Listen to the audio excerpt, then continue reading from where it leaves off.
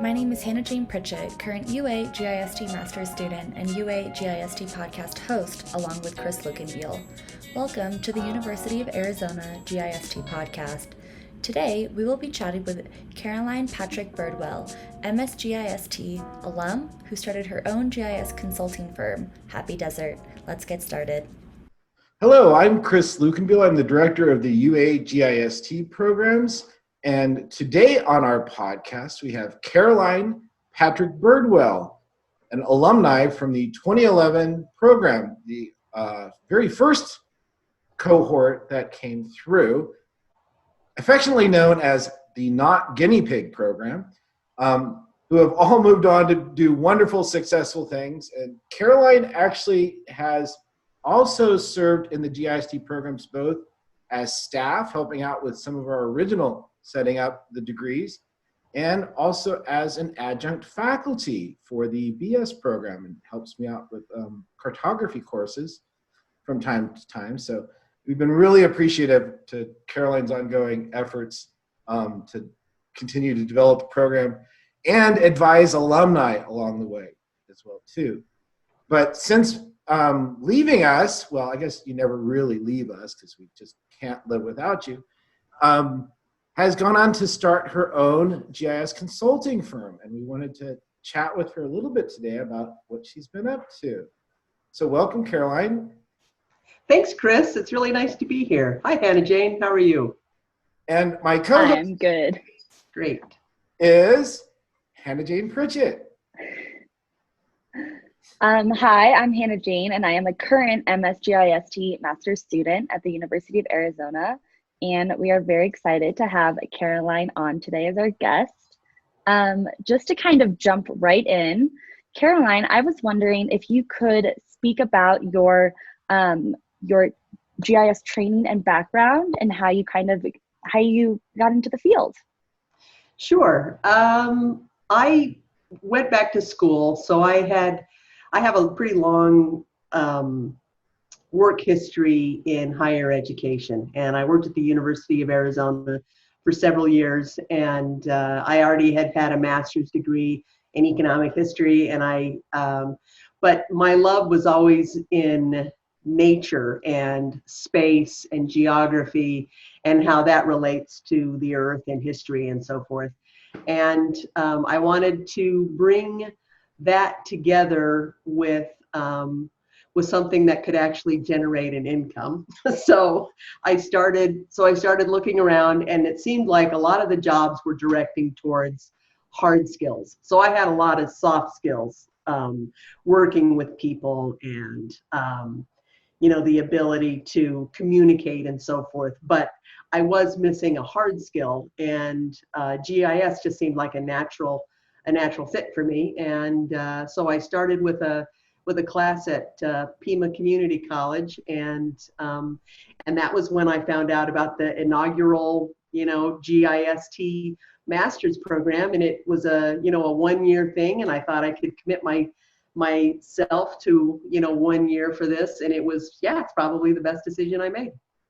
So Caroline, I like your comment about coming back for some hard skills, but I think one of the things personally when I think of your success in the industry is because of your strong background and how you used your previous experiences to continue, and meld those hard skills with the soft skills, and your work with nonprofits and other community groups in Tucson and Southern Arizona.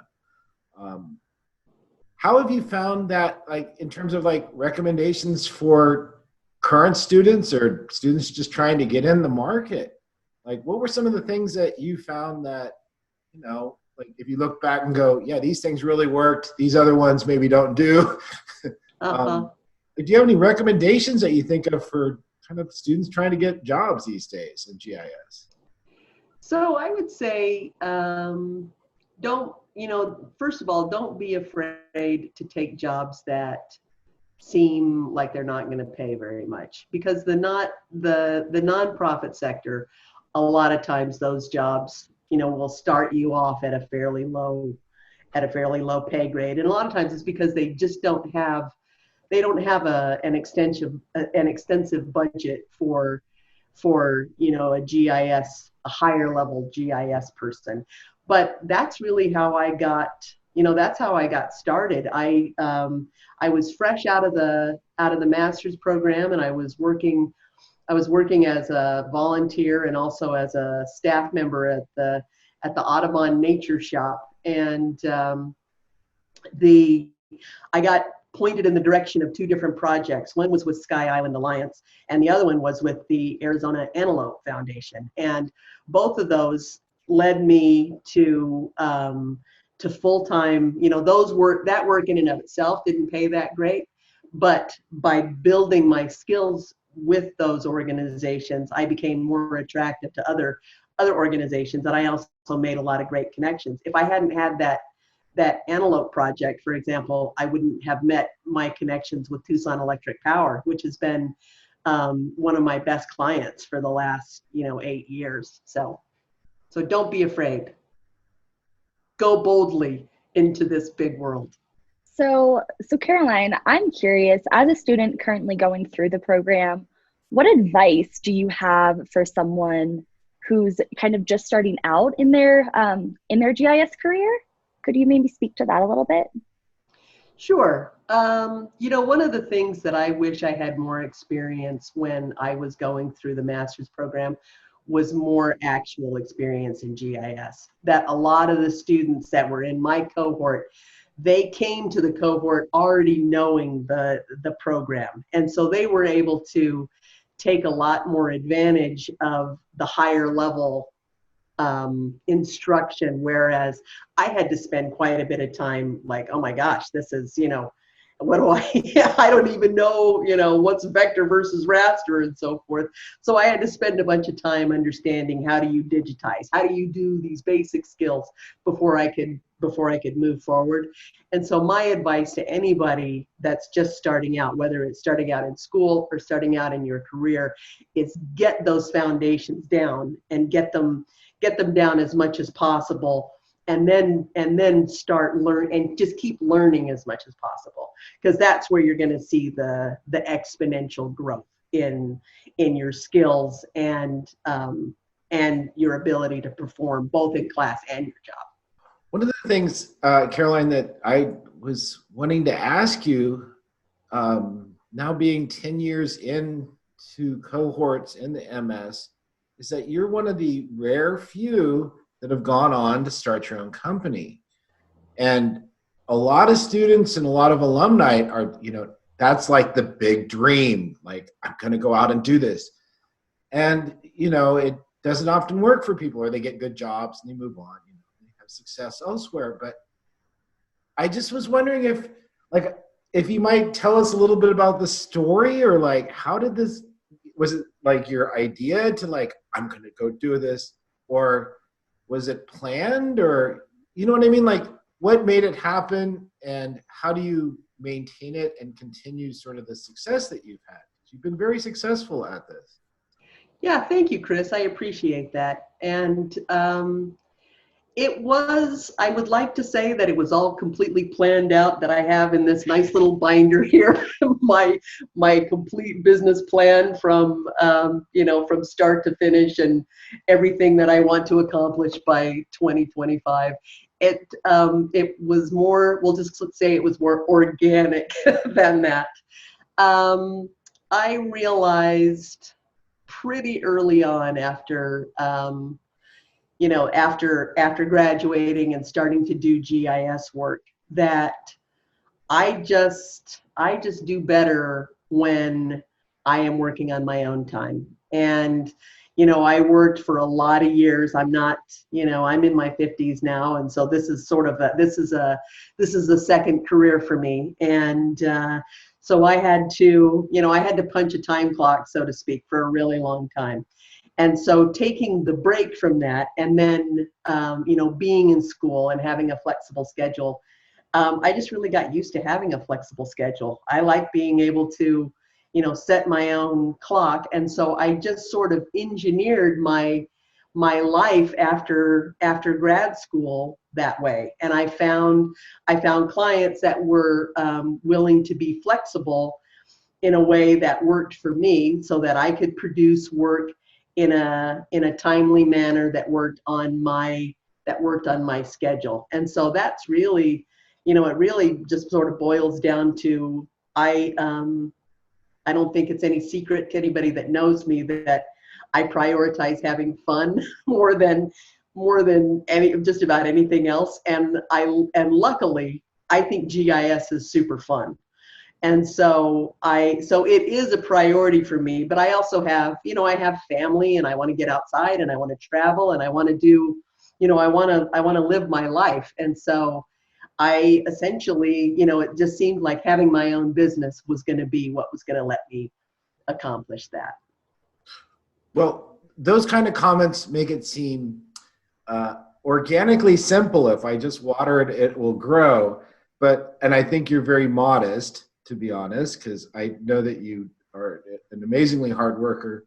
And I would attribute one of your successes, and this is leading to a question, to strong leadership skills. I see you as somebody that's has the ability to, you have a commanding presence in the community, and with your past soft skill experience, I think that you've developed a repertoire that allowed for those organic things to happen and to organize yourself well.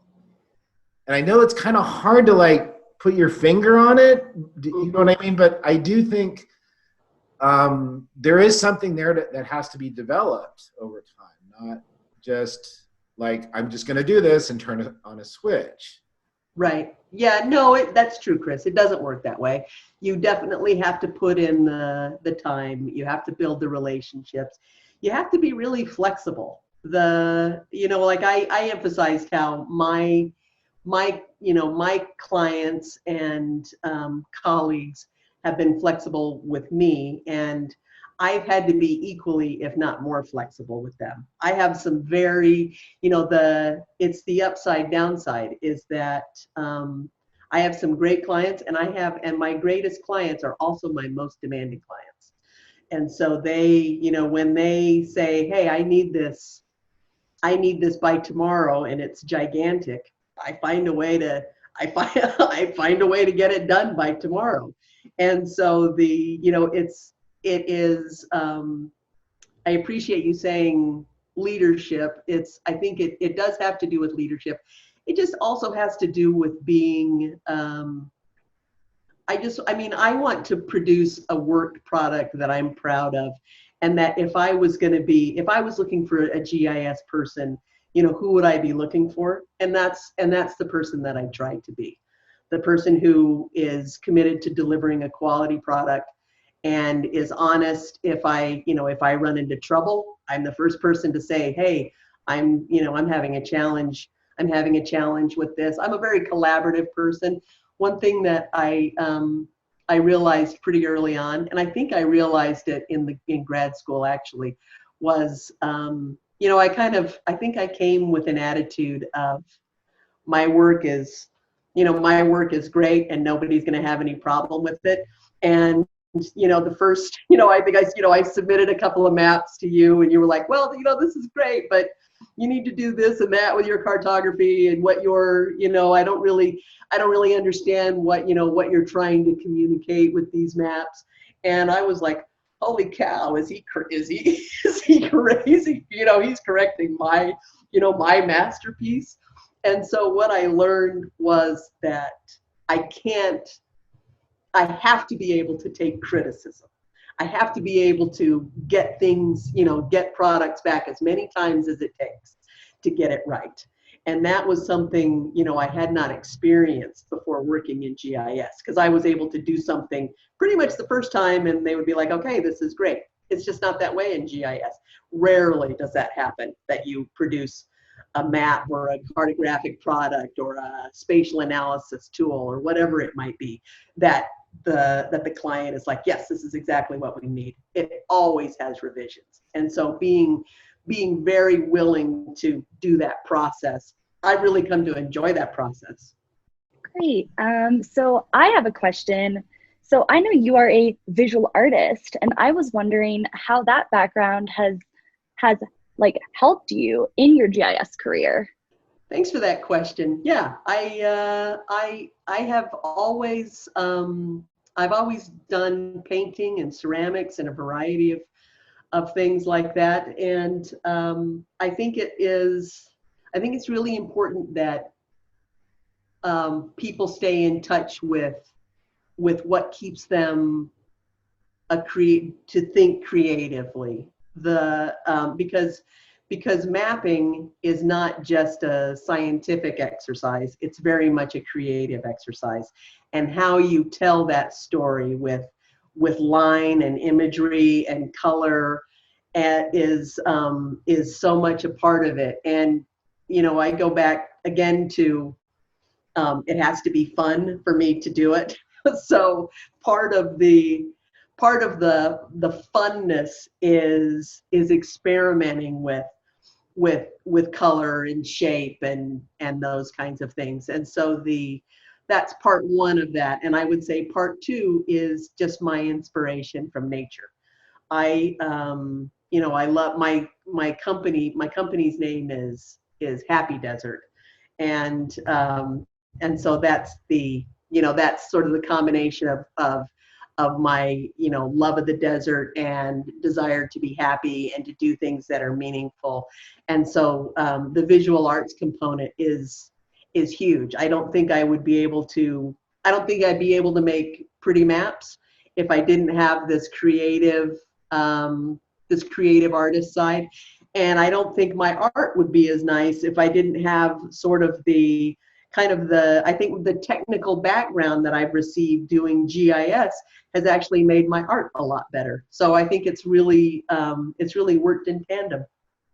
And it's worked for me in my own house with my own Caroline Patrick-Birdwell painting that has been hangs nicely in my son's Yay! Yeah, it looks virtual band room there right now. So yes, thank you so much. Yeah, I love that. Yeah, no, it's a thank you. Yeah, it's an honor that you have that, Chris. I do commissions. So anybody out there, all of my art is inspired, like I said, it's inspired by nature, and it's something that I really love to do. So I was also wondering, could you talk about some of your favorite projects that you've done in the last 10 years throughout your GIS career? Sure. Most of them actually have been, I guess they're not all favorites, but a lot of the work that I've done with TEP, I have really, really enjoyed because I've learned so much. And I have done two to three, I guess, large scale spatial analysis projects that involve transmission line siting projects. And we can go to the TEP website and you can see some of the maps and reports that were generated from those endeavors. What I really love about those projects is that TEP needs good analysis and good maps so that they can both plan accordingly for large scale projects and also for the public interface, that so much of that process relies on public input, and the public needs to be able to really understand visually how these transmission lines will affect the landscape, affect their neighborhoods, and so that everybody can be well informed and provide input so that TEP can do the best job that they can as they're planning these projects. And so as I've said, I've had a few of these that it's become a special niche for me that I do the spatial analysis for transmission line planning. And they're they're long-term projects that are really enjoyable. A lot of times I like kind of quick and dirty projects where you have to produce a whole bunch of maps and products in a short period of time, and it's really exciting.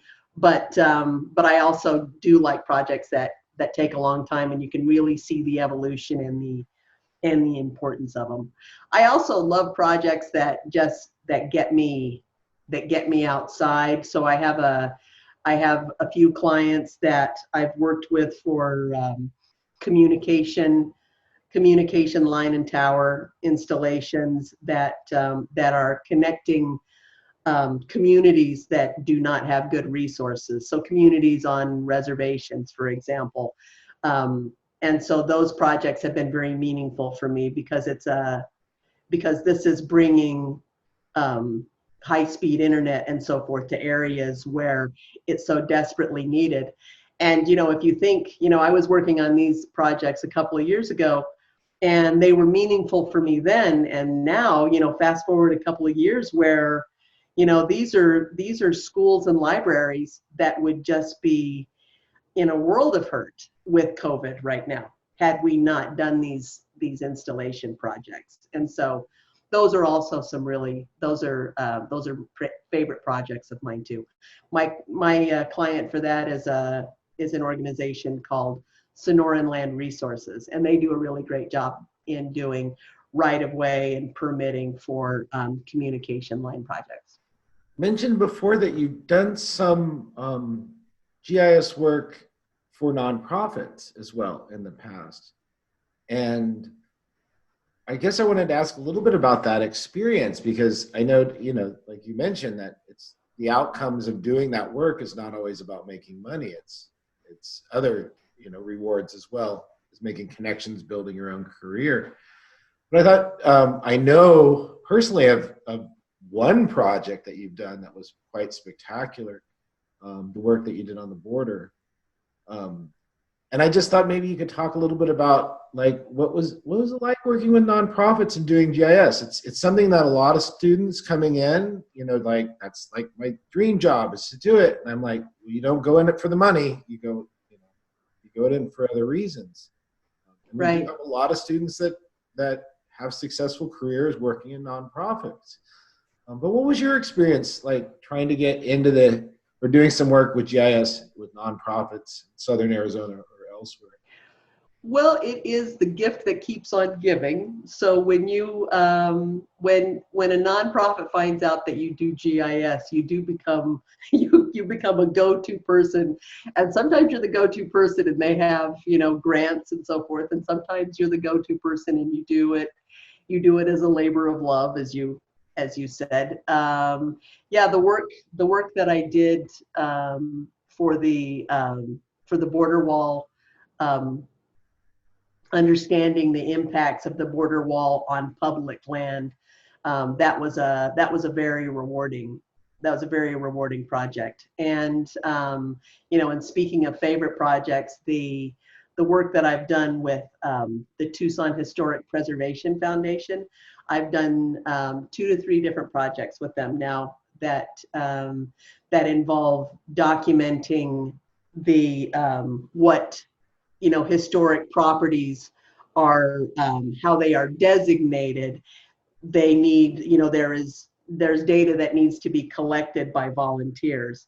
And I've helped them develop base maps and web-based mapping applications and mapping protocols for a few different projects in Tucson in the historic neighborhoods. And that's been really, really fun. And what a great group of people. The historic preservation people are almost as fun as the conservation folks. And there's a lot of overlap between those two groups. So you have had a pretty extensive career in GIS this last decade. And I was curious, as a woman in GIS, do you find that there's more representation of women in the field today than when you first started out in GIS 10 years ago? Yes, I think so. I would say that when I got into GIS, it did feel like it was more male-dominated industry. a lot of the, especially, working with the utility companies, utility industry has been, has that feeling also.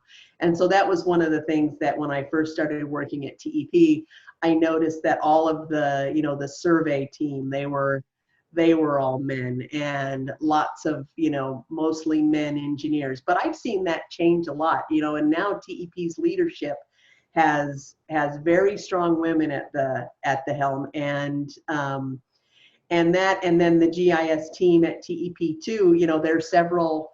TEP has a couple of different areas where they have GIS, and in their quality mapping team, there's a couple of really great mapping technicians and analysts that came from the graduating non-guinea pig class of 2011 that I get to see there.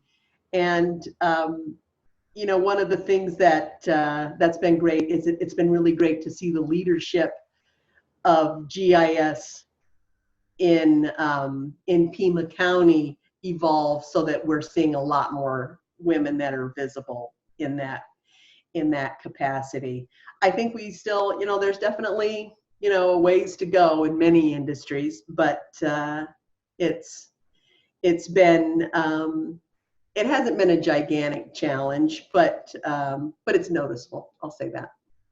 So thinking about the challenges, do you find that there's unique challenges of being a small business owner in GIS as a consultant that might be different than, say, working for a government agency, which is much more common for students graduating? Like, what are some of the challenges that you experience that might not even be GIS related, but in having the organic track that has evolved for you?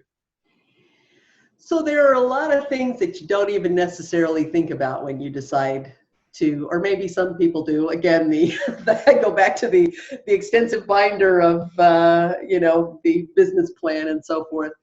But like how do I get the software? How do I get insurance? How do I get clients? How do I, there's all of these different things that can be a real struggle, and you do need to think through those things, and you want to make sure that you understand how much things cost. Professional insurance, for example, can be very expensive depending on your client and what they require. The software, I'm very thankful that I am an Esri business partner. So being an Esri business partner gives me access to a lot of software that would normally be that could be very, very expensive for a company. Not having, it's pretty much just me, as Happy Desert, and that limits what I can do. So for example, some companies don't want to hire a one-person shop. They want to be able to hire a larger organization where they can feel like it's one-stop shopping for multiple types of services. So by being a small GIS consulting company, it's, on the one hand, I get this great flexibility, but on the other hand, I shoulder everything. I have to pay, I pay for all of my expenses, and software and computer maintenance and all of those things. So that's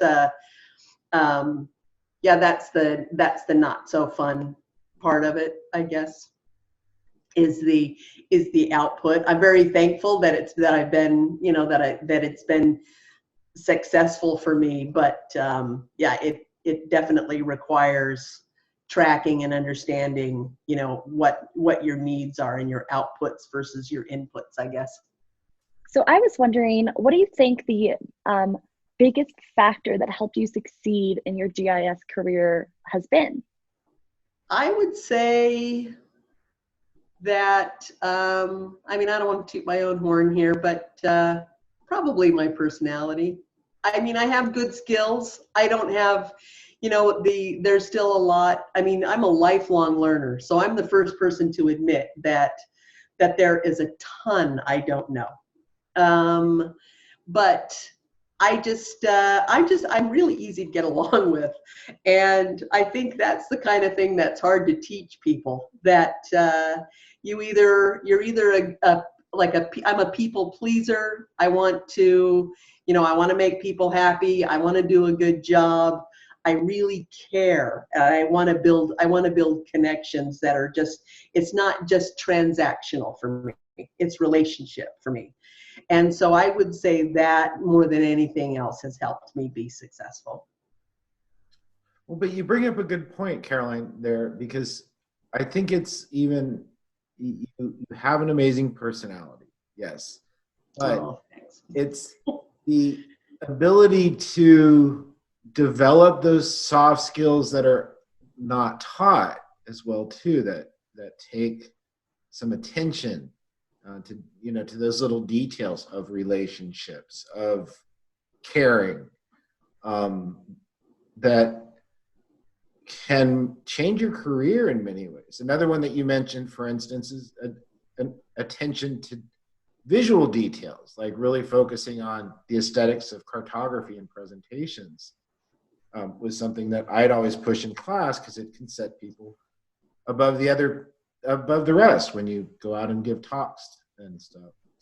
But I believe you've done extremely well in kind of that area, but I guess I wanted to ask something around, it's loosely those soft skills, but like other kinds of aspects of things that have helped you in your career that you've had to like focus on along with the technical skills and keep those going to remain successful over time, like visuals, like relationships. Are there other ones that you can think of that are like people should be like, hey, you need to be thinking about that?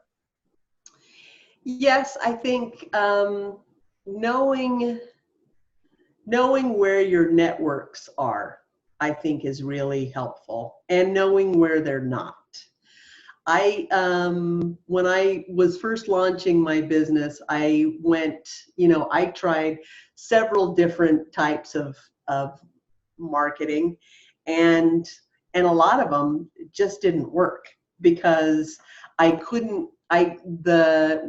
either I was not communicating my message of how GIS could be of value to a particular industry or company, or for whatever reason they just couldn't see the value. I joined some different chambers of commerce. I went to different different networking kinds of things, like business speed dating types of things, so that we could I handed out 1 million business cards. I created flyers. I tried teaching little free classes. I did all kinds of things. And one of the things that I think what I ultimately learned was that I was getting way more work from people that I already knew, and the people who knew me through other, like friends of friends or colleagues of colleagues, that so that I learned that those are the relationships that I need to work on, and not the ones that I felt should be a natural fit, but just weren't. So a little unrelated, but I was wondering if you could start all over again, is there anything that you would do differently? I would be a river guide on the Colorado River. That was my dream job when I was in college, and for whatever reason, here I am now, I'm a successful river guide. Just kidding. If there was anything that I could do differently, I would just say I would have started earlier. That I'm a person who, for better or worse, I'm incredibly loyal. And so I will stay with things till the very end. And sometimes, that has led me to not take risks as soon as I should, because whenever I have taken a big risk, it's always paid off in a very positive way. And I've looked at it later and I've thought, oh man, I should have done that years ago. And so, GIS is probably something I should have figured it out earlier. Well, but even in 2011, it's a lot more prevalent today, GIS, than 2011. It was still building, I guess we could say. But I wanted to go back to one thing which you mentioned, that you're a lifelong learner. And many people might not know that you also teach GIS at Pima Community College as well. I do. By teaching, that you maintain your learning skills too by interacting. What do you currently, and what have you taught for Pima related to GIS? So I essentially teach their introduction to GIS for the CAD department. So that's students that are learning logistics and manufacturing, and they're used to software like CAD and Revit and so forth. And they wanted to add this GIS component to their program to really round out students' understanding of how data can be used in many different ways. And so it's essentially an introduction to GIS class. And I started teaching that course a few years ago, and it was right as people were revving up for the conversion from ArcGIS Desktop to ArcPro. And I was struggling to convert to ArcGIS Pro, and I thought, well, this is my opportunity to learn it, so I decided when I started teaching that class at Pima that I was going to teach it using Pro, because that was the way I felt like I needed to learn it. And Chris, you're absolutely right. The best way to learn something is to teach it. And so yeah, that's pretty much, that's what I teach. I also teach, interestingly, a history class for Pima Community College. I teach Western civilization, ancient and modern. I'm not teaching that class this semester, but I do teach it. I do teach it every so often. But even as a lifelong learner, teaching is one way, but I do know that you and I both as well continue to pursue learning. So what have you been working on lately for your lifelong learning skill development?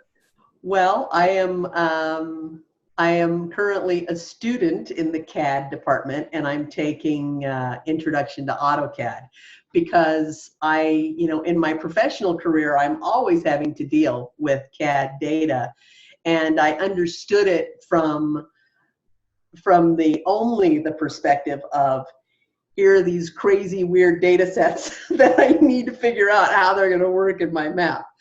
And now, since I've been taking that class at Pima, it makes so much more sense. And just things that you struggle with. It's funny, because things that you struggle with to do in ArcGIS, some of those things are really easy in CAD, like dimensioning, simple. It's, whereas in ArcGIS you have to Google, like dimensioning and then you come up with these cryptic instructions that are, on some lengthy, help blog to try to figure out, how it works. There's also the opposite is true, like just trying to figure out the CAD menus as compared to the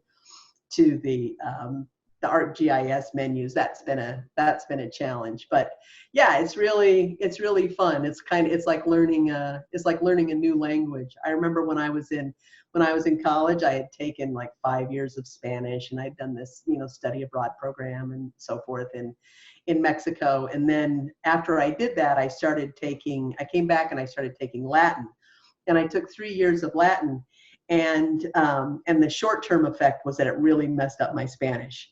But the long-term effect was that I got to understand languages a lot better. So I'm hoping that that won't be the same scenario with CAD. I hope CAD won't mess up my GIS skills too much in the short term. So, looking forward, what do you want to do in the future? What's next? Retire? Well, you're a lifelong learner. That's so beautiful. I know. Yes, I am. I think, I think about that every day. I'm a person that I just, every day I kind of wake up and I think like, oh my God, that would be a great idea. I should learn that. I should do, I was thinking just this morning, I should talk to Chris about PhD programs. And then I'm like, no, you're not gonna get a PhD.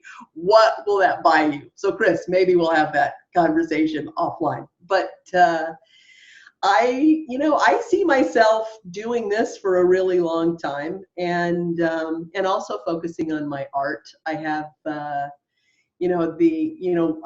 guess I'm kind of like a lot of people in the COVID environment. I had heard on the news yesterday that home improvement projects are up by like 120% or something. And so this past 6 months, I've invested, because I love to travel and I haven't been able to travel. So I've sort of invested that energy into, ramping up my studio spaces at home. And so, I just see myself having a really great blend of a life where I'm, making maps and making art and, going on great hikes with my dogs and, stuff like that. Well, thank you for joining us today, Caroline. It's been wonderful to speak with you. And I do foresee a GIS blended river rafting tour company possibly in the future. Just saying. And if not, we look forward to the continual participation and input from you in the GIST communities, and also to hear more about your success. And we will be sharing some of your success on the podcast, and please show us some of your artwork. Well, we've had a number of artists that have gone through the program as well too. So that's always exciting to see. So we'll provide that as well. But thank you for joining us today. Oh, thanks. It's been a real pleasure. Thanks to both of you.